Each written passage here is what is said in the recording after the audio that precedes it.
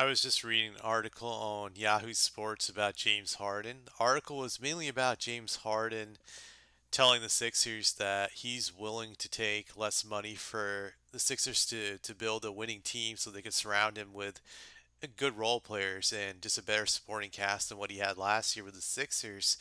And I'm just going to read a quote that he said in the article. I don't want to read the whole entire article, but I want to read this quote. So it says right here, this is from James Harden.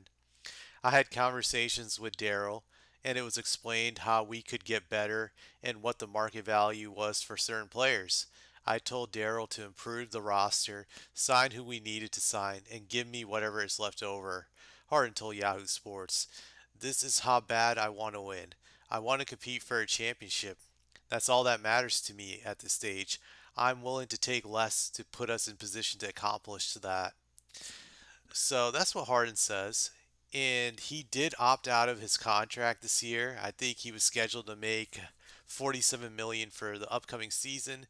So he has opted out of it.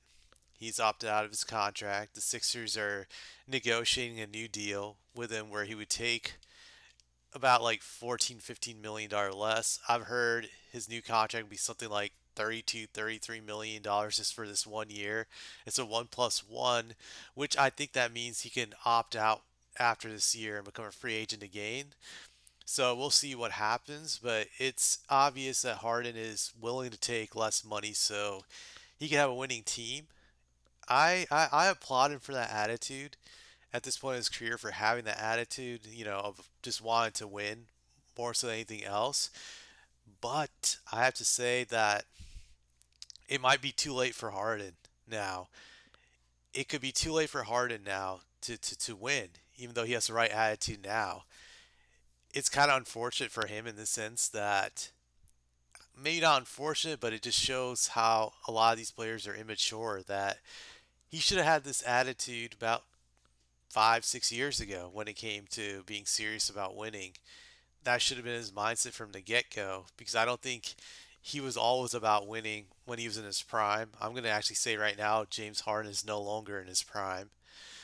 So, but he didn't have that mentality of winning first. I think he was about just the stats first and winning numbers two. He just didn't have it in him to be that type of player, to make those sacrifices to win, to just do what was necessary. I don't think he was ever that guy. Or he had the heart of a champion in the sense that he never stepped up big in the playoffs when his teams have needed him. This was the case even when he was in OKC. Granted, he wasn't the number one guy over there, but throughout his time in Houston, he would always choke in the big games. So I don't think he ever really had the heart of a champion, and he didn't have the selflessness it takes to be a champion throughout his time in Houston. He wasn't willing to sacrifice for the betterment of the team. I definitely believe that while he was over there. So I think it might be too late for him, because another thing Harden I felt didn't do throughout his career was keep himself in great shape. He was one of those guys that could be overweight, could be chubby, and then just slowly work himself into game shape throughout the season as it progressed. The problem with that attitude is that once you get older, it's very, very difficult to lose weight and to get into shape. And also, you being out of shape for many years takes a toll on your body. It just does. It affects everything about you, just your conditioning, your just your physical shape. In a sense, I do believe it accelerates your decline a lot quicker. If you weren't keeping in shape during your 20s, it just comes back to haunt you later on. I definitely believe that. And that's the case with Harden. He never really tried to keep himself in shape at all throughout his career, because he was like Charles Barkley in the sense that he could be fat and still be a great player because his youth allowed him to get away with that. But once you get older, you can't be out of shape and still have all that energy to play at a high level. And I think that's affected him now. It did this year for the first time. Even though his numbers in scoring dropped the last few years prior to the season, that was natural because he played on loaded teams after he got traded from the Rockets. But his percentages stayed relatively the same last year, but this season it didn't. It dropped down, and it was a huge decline. I look at his shooting percentages. It was 41% overall for the field this year. 3-point percentage overall for the field this year, 33%, which means Harden was very inefficient this year and he was a detriment to his team. That was obvious if you watched any Sixers games or the playoffs. And he was out of shape. He looked like a fat ass to me when I saw him play. Just he looked really bad. He looked like he was watered down. I'm not gonna say washed up yet, but he looked really bad. I definitely believe Harden will be washed up if he doesn't come back strong this year. But I don't think you're ever going to see prime Harden again. You can see a very good Harden, a Harden that's an all-star caliber player this year. If he's dedicated himself to being in shape, I think it's very possible. But you'll never see prime Harden again. When I look at the Sixers team, they made some solid moves. They traded for Grizzlies backup point guard DeAnthony Melton. They gave out Danny Green for him, which was a good trade for them since Danny Green's career, I feel, is officially over with a torn ACL. Melton is a very good backup shooting guard. I saw him play in several Grizzlies games this year. It's a very good backup. So I think that's a good addition to their team. They signed PJ Tucker.